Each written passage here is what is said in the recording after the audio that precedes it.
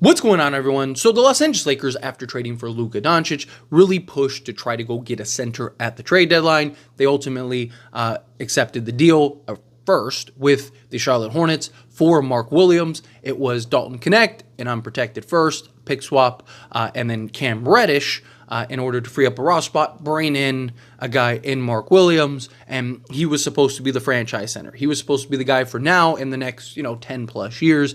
Good, young, gifted, talented center that could do multiple things out there on the basketball court. Really a guy for Luka, right? Just the lob guy, the outlet pass. But supposedly that wasn't the only center that the Lakers made that offer for. Obviously, the Mark Williams situation was the only one that they accepted, the Hornets accepted, and then that ended up falling through, which is unfortunate. We'll see if they kind of rediscuss in the offseason. Maybe they have new conversations in the offseason. That's a real possibility. We'll see there. But supposedly they went after Walker Kessler. Of course, Utah said no. He wants crazy return for Kessler and Danny Ainge, that is. And two, the Lakers' assets aren't as great, right, with Luka now as they previously were.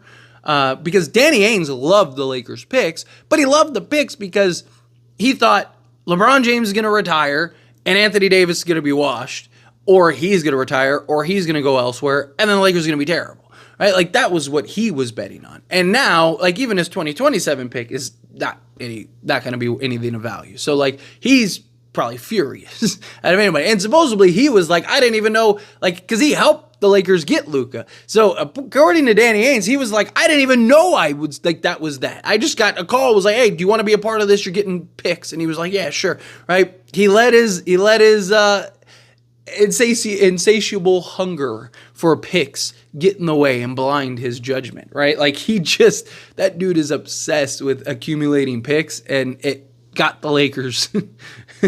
You know what's funny too is, like, this is a side note. I know I got to get back on track here in a moment, but you know what's funny though is Nico and Rob were probably like, who can we get to buy and be a part of this? And they both probably at the same time were like, oh, Danny Ainge, right? Like, because you knew that they were probably like, oh man, he's a sucker for picks, right? So let's give him. But again, I digress. The other guy that the Lakers were after was Jaylen Duren.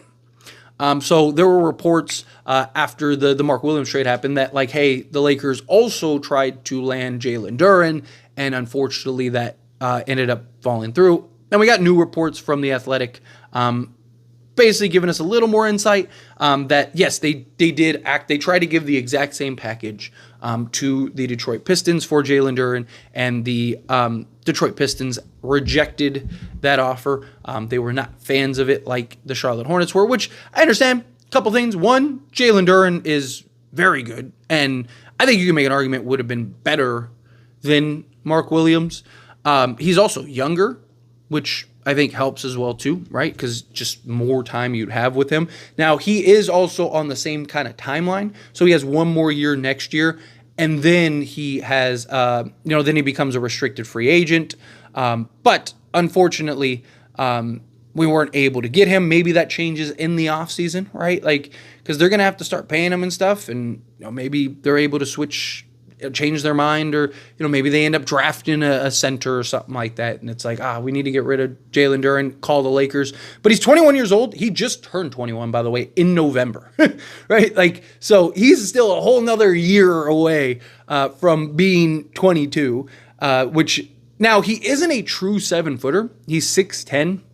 He's 6'10", 250, but he is a big physical interior presence, right? He's a guy that he's a guy that can bang with the big boys, right? He's the guy that does not shy away from the contact, big physical guy, a perfect floor running, athletic, can get up, grab, Luka and LeBron would make him look like a superstar type guy. You look at this season, 52 games. 25.7 minutes per game, which is actually down from last year. He was averaging 29.1. Detroit has like 5 centers though too. Like, they need to figure out, they have like literally 3 starting caliber centers. They need to figure out what they want to do there, which is why maybe, fingers crossed, the Lakers might be able to get Jaylen Duren, right? Maybe work on a 3-team, right? Something, right? Like, I don't know, like, maybe could you do a 3-team where they get Mark Williams, you send Dalton Connect to the Hornets, and then like everything else goes to them if they want a center? I don't know. Just a thought. Probably not, but 25.7 minutes per game, which, like I said, is down from last season. He is getting 6.5 field goal attempts per game, which is, again, down from last season. He was getting 9.2. Shooting 69.4% from the floor, which is actually the best of his career. He doesn't spread the floor at all. He's strictly an interior center, which Mark Williams showed signs of being able to potentially spread the floor at some point. So that's something to kind of keep in mind when you're thinking of Mark Williams and Duren. Duren, I think you can make an argument, may end up being better long-term. He's better defensively, but Mark Williams is the more gifted offensive player, right? So it's just kind of like, what would you prefer? Both guys can do a lot of the same things as far as like floor running, lob threat. Also, Mark Williams is a true 7-footer. But 2-point range, again, 69.4%. Free throw shooting is not great, 68.6%. And then also his EFG is 69.4% because he doesn't take any threes. So it's just what his field goal percentage is. And then from a rebounding standpoint, 10.2 rebounds, including 3.6 offensive rebounds a game, almost 4 offensive rebounds a game. 10.2 rebounds, which is actually down from last season. He was 11.6, but his minutes are down. He's actually better rebounding this year than he was last year because he's doing it in 4 fewer minutes.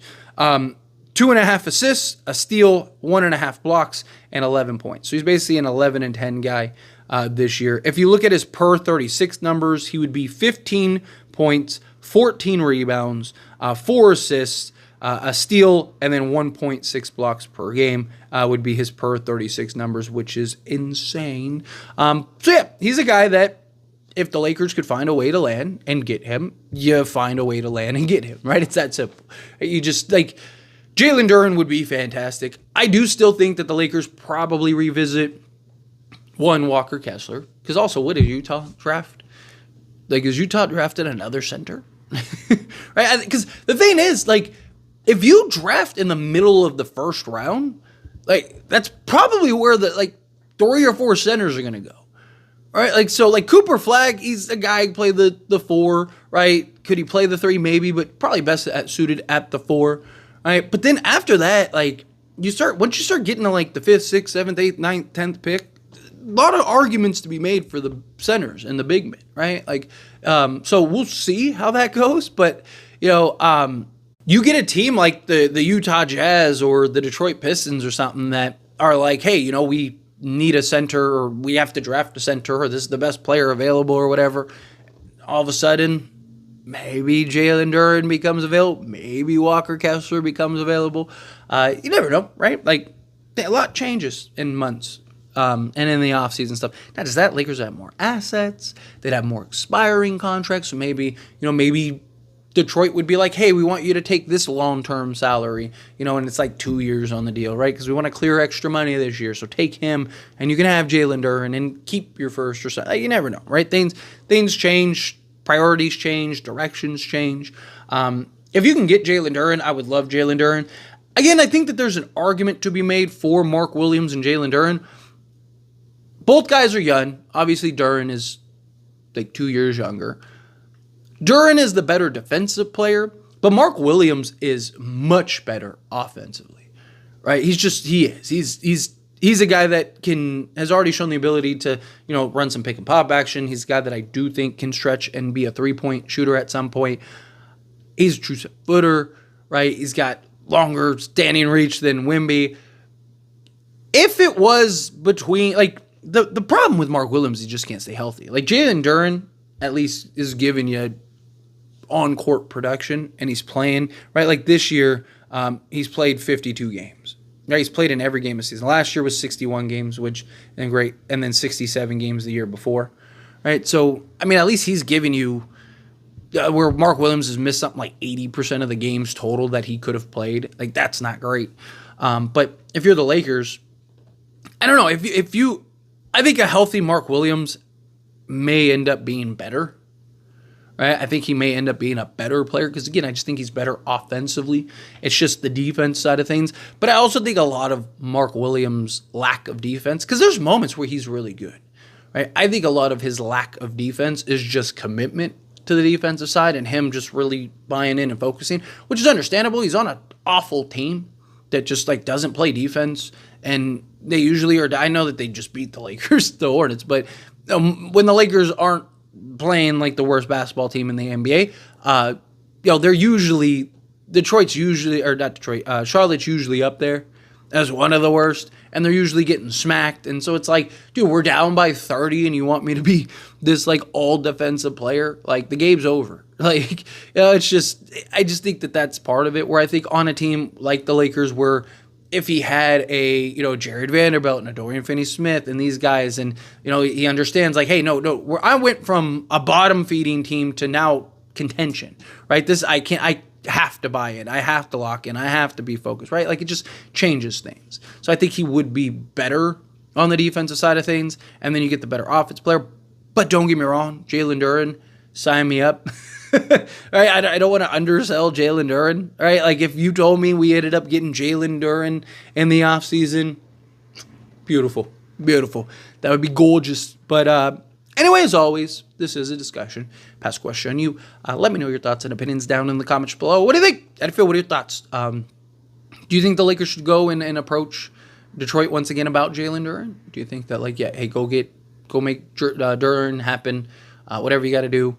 Do you think, no, stay away from that, kind of stay the course, go maybe revisit Mark Williams in the offseason?